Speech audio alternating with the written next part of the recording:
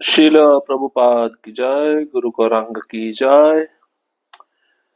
तो कल के सत्र में हमने सुना था मध्वाचार्य किस प्रकार से अपनी दिनचर्या व्यतीत करते थे। जब मध्वाचार्य ने त्रिविक्रम पंडित को अपने शिष्य के रूप में स्वीकार किया, उनको विधि पूर्वक दीक्षा प्रदान की और उनके शरीर के ऊपरी भाग पर शंख एवं चक्र की मुद्राएं अंकित कर दी। और इसके बाद में मध्वाचार्य ने अपने त्रिविक्रम पंडित नामक शिष्य को ब्रह्मसूत्र भाष्य पर व्यक्तिगत रूप से उपदेश दिया। तो उसके पश्चात त्रिविक्रम आचार्य ने प्रशंसात्मक टीका लिखी उसी ब्रह्मसूत्र भाष्य पर, जिसे तत्व प्रदीप कहा जाता है। मध्वाचार्य ने अनेक प्रकार से अपने शिष्य त्रिविक्रम पंडित को आशीर्वाद प्रदान किया और त्रिविक्रम पंडित मध्वाचार्य का गुणगान करने लगे। इसके पश्चात बहुत सारे ग्रंथों का लेखन किया मध्वाचार्य ने। श्रीमद् भागवतम पे भी टीका लिखी, जिसमें से अधिकतर 18,000 श्लोकों में से 1600 श्लोक पर उन्होंने टीका लिखा।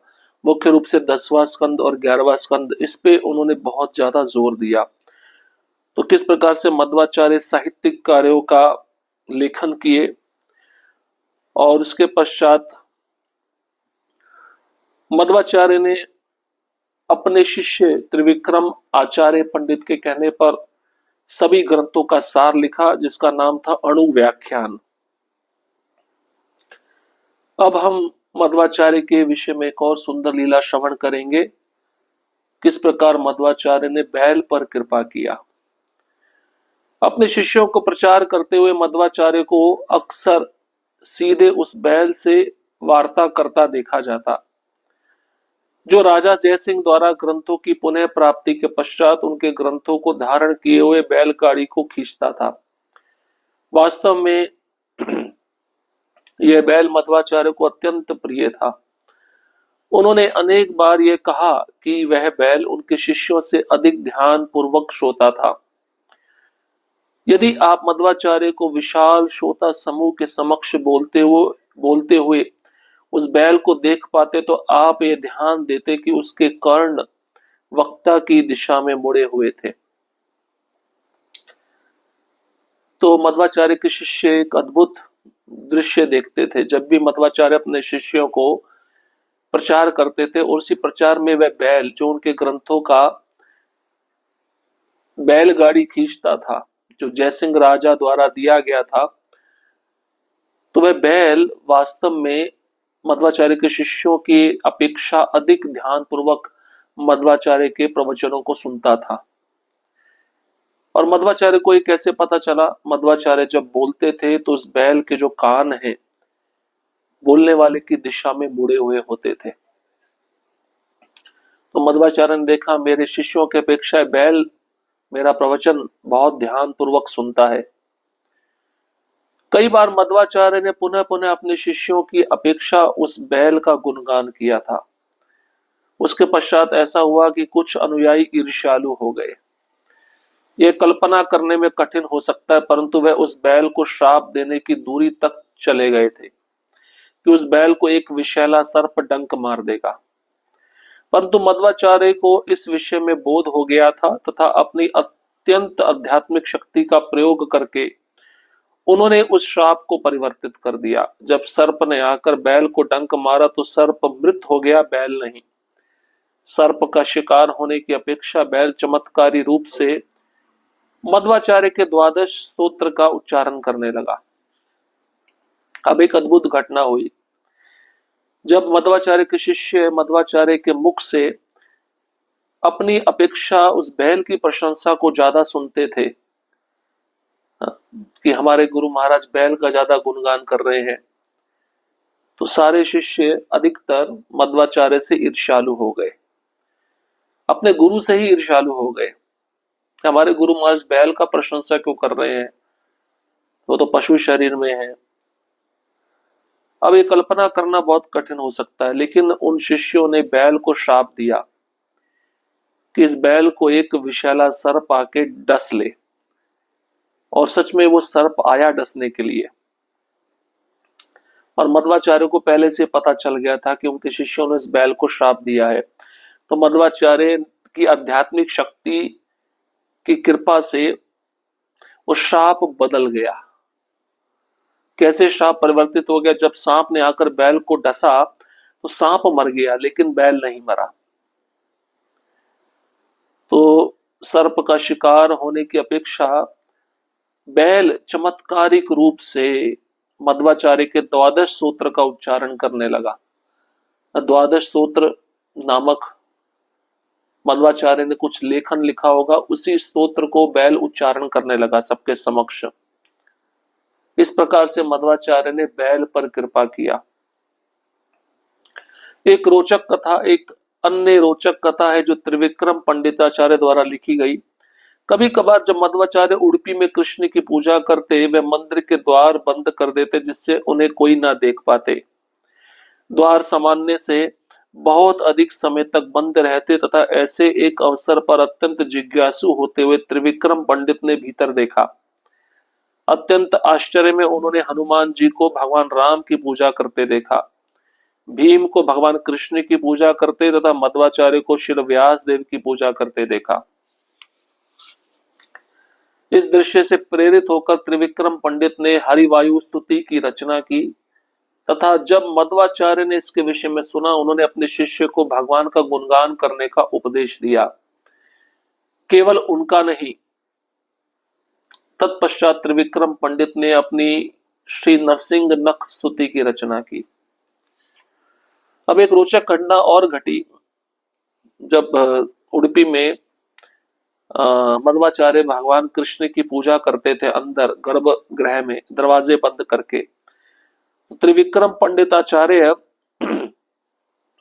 जब देखे कि बहुत समय हो गया मेरे गुरु महाराज बाहर आए नहीं, गर्भगृह से अंदर इतनी देर तक भगवान की सेवा कर रहे, मैं देखूं तो सही वो कर क्या रहे। तो जैसे ही उन्होंने भीतर देखा, अंदर देखा, तो उनको आश्चर्य में दृश्य दिखा। हनुमान जी भगवान राम की पूजा कर रहे हैं, भीम भगवान कृष्ण की पूजा कर रहे हैं और मध्वाचार्य श्री व्यास देव की पूजा कर रहे हैं। तीन दृश्य उन्होंने देखे, क्योंकि मध्वाचार्य कौन है? स्वयं हनुमान जी हैं, स्वयं भीम भी हैं। तो इस प्रकार से उन्होंने त्रेता युग, द्वापर युग और कलयुग तीनों का दृश्य वहां पे देखा। अब इस दृश्य को देखकर त्रिविक्रम पंडित बहुत प्रेरित हो गए। उन्होंने हरिवायु स्तुति लिखी और मध्वाचार्य का गुणगान था इसमें। तो मध्वाचार्य इसके विषय में जब सुने तो उन्होंने अपने शिष्य को कहा, मेरा गुणगान करने के बजाय आप भगवान का गुणगान करिए। तब त्रिविक्रम पंडित ने श्री नरसिंह नख स्तुति की रचना की। मध्वाचार्य के माता पिता का देहांत। पाजक के ग्राम में मध्वाचार्य के पिता मध्य के भट्ट दीर्घ आयु तक जीवित रहे। वह एवं उनकी पत्नी दोनों उनकी अद्भुत बाल लीलाओं का स्नेह पूर्वक स्मरण करते। जो तपस्या उन्होंने पुत्र के प्रकट होने के पूर्व की थी तथा जो सुख वे अपने उनके जीवन में लाए थे, निश्चित ही संसार में आसक्ति से उत्पन्न सुख अपने साथ अत्यंत चिंता को भी लाता है। माता पिता सदैव ये विचार करते कि कहीं उनका पुत्र वासुदेव किसी वन के मृग द्वारा आक्रांत हो गया होगा अथवा किसी अन्य दुर्घटनाग्रस्त हो गया होगा। मध्वाचार्य के माता पिता के अन्य पुत्र हुए थे, परंतु वे सभी मृत हो गए थे। यह भी कारण था कि उन्होंने 12 वर्षों तक क्यों तपस्या की, एक अच्छा पुत्र प्राप्त करने की आशा से जो दीर्घायु तक जीवित रहेगा। कालांतर में मध्वाचार्य ने संन्यास ग्रहण करने के लिए अपना घर छोड़ा, परंतु वे अपने अनुज के प्रकट होने तक की प्रतीक्षा किए थे। वह बालक बड़ा होकर एक बहुत अच्छा मनुष्य बना। बालक होते हुए वह सरल एवं तपस्वी था तथा उसने शास्त्र का अध्ययन करने में अधिक समय लगाया। इसके कारण मध्य के भट्ट का छोटा पुत्र उन्हें अक्सर मध्वाचार्य का स्मरण करवाता। मध्य के भट्ट सदैव अपने कनिष्ठ पुत्र की शिक्षा को प्रोत्साहित करते, परंतु अत्यंत निर्धन होने के कारण वे उसे अच्छे वस्त्र तथा अन्य वस्तुएं नहीं प्रदान कर पाते। बड़ा होने के पश्चात वह पुत्र विवाहित हुआ। एक अत्यंत श्रद्धावान पुत्र होते हुए वह अपने माता पिता के गृह में रहा, अपनी धर्म पत्नी के साथ तथा उसने अपने माता पिता की उनकी वृद्धावस्था में देख रेख की। अंततः जब वह 90 वर्ष के से अधिक के थे, मध्यगे भट्ट ने शरीर छोड़ा। उसके कुछ ही समय पश्चात अपने पति के वियोग को न सह पाने के कारण मध्यगे की धर्मपत्नी ने भी शरीर छोड़ दिया। अब पाजक नामक गांव में मध्वाचार्य के पिता मध्यगे भट्ट बहुत लंबी आयु तक जीवित रहे और उनकी पत्नी भी लंबे समय तक जीवित रही। दोनों पति पत्नी अपने पुत्र की बाल लीलाओं का स्नेह पूर्वक स्मरण करते। जो उन्होंने तपस्या की थी पुत्र को प्राप्त करने की, वो तपस्याओं का भी उनको स्मरण होता था। वो तपस्याओं के कारण ही उनके जीवन में सुख आया था। एक पुत्र आया था जो भगवान का परम भक्त बना। तो इस संसार में आसक्ति से उत्पन्न सुख भी होता है और अत्यंत चिंता भी पैदा होती है आसक्ति से। तो माता पिता को चिंता रहती, कहीं हमारा पुत्र मध्वाचार्य किसी जंगल में हिरण के द्वारा आक्रांत तो नहीं हो गया, किसी प्रकार से दुर्घटनाग्रस्त तो नहीं हो गया। मध्वाचार्य के माता पिता के अन्य पुत्र भी हुए थे, लेकिन सभी मृत्यु को प्राप्त हो गए थे। और ये भी कारण था, उन्होंने 12 वर्ष तक तपस्या की थी एक अच्छा पुत्र प्राप्त करने की आशा से, जो लंबे समय तक जीवित रहेगा। अब बाद में मध्वाचार्य ने संन्यास ग्रहण किया, अपने घर को छोड़ दिया, लेकिन बाद में अपने छोटे भाई के प्रकट होने तक मध्वाचार्य ने घर में प्रतीक्षा किया। जब छोटा भाई जन्म लिया तब मध्वाचार्य वापस संन्यास आश्रम में चले गए। वह छोटा भाई जो बालक था बड़ा हुआ, बहुत अच्छा मनुष्य बना, बहुत सरल था, तपस्वी था, शास्त्र अध्ययन करने में बहुत समय बिताता था। अब मध्यगे भट्ट जब अपने छोटे पुत्र को देखते तो उनको मध्वाचार्य का याद आ जाता। मध्यगे भट्ट सदैव अपने छोटे पुत्र की शिक्षा को प्रोत्साहन देते, लेकिन अत्यंत गरीब होने के कारण अपने पुत्र को वह अच्छे वस्त्र अन्य वस्तुएं प्रदान नहीं कर पाए।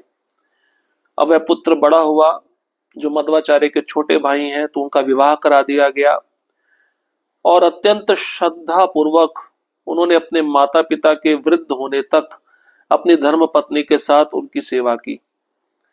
और जब माता पिता 90 वर्ष से अधिक हो गए, तब सबसे पहले मध्वाचार्य के पिता मध्यगे भट्ट ने शरीर छोड़ा और फिर उनकी पत्नी, जो अपने पति के वियोगों को सहन नहीं कर पाई, तो उन्होंने भी अपना शरीर छोड़ दिया। इस प्रकार से मध्यगे भट्ट और उनकी पत्नी, जो मध्वाचार्य के माता पिता थे, उन्होंने शरीर छोड़कर भगवत धाम की प्राप्ति की। अब इससे पता चलता है कि भक्त के जो माता पिता होते हैं, मुख्य रूप से शुद्ध भक्त के, वो कोई साधारण नहीं होते। उनको शरीर छोड़ने के पश्चात भगवत धाम की अवश्य प्राप्ति होती है। एक प्रकार से वे अपने पुत्र का स्मरण कर रहे थे, तो उनका पुत्र शुद्ध भक्त ही है। इस प्रकार से भक्ति का फल परिवार के सभी सदस्यों को प्राप्त होता है। इसलिए मनुष्य बनने के साथ साथ एक अच्छा भक्त भी बनने का प्रयास करना चाहिए। तो इस प्रकार से मध्वाचार्य के माता पिता शरीर छोड़े, मध्वाचार्य ने बैल पे कृपा की और किस प्रकार उनके शिष्य त्रिविक्रम पंडिताचार्य अपने गुरु महाराज को देखने लगे कि मेरे गुरु महाराज काफी लंबे समय तक अंदर गए हैं, क्या कर रहे हैं, अभी तक बाहर क्यों नहीं आए। तो उन्होंने अद्भुत दृश्य देखा। हनुमान जी राम की पूजा कर रहे हैं, भीम कृष्ण की पूजा कर रहे हैं और स्वयं मध्वाचार्य व्यास देव की पूजा कर रहे हैं। तो व्यास देव हो, कृष्ण हो, चाहे भगवान राम हो, इनमें कोई अंतर नहीं है। अब विष्णु तीर्थ, मध्वाचार्य के जो अनुज थे, उनको विष्णु तीर्थ, छोटे भाई का नाम विष्णु तीर्थ था, और उन्होंने अपने माता पिता का अंतिम संस्कार कैसे किया, इसके विषय में हम अगले सत्र में श्रवण करेंगे। हरे कृष्ण कृष्ण कृष्ण हरे हरे, हरे राम राम राम हरे हरे। श्रील प्रभुपाद की जय, गुरु गौरांग की जय।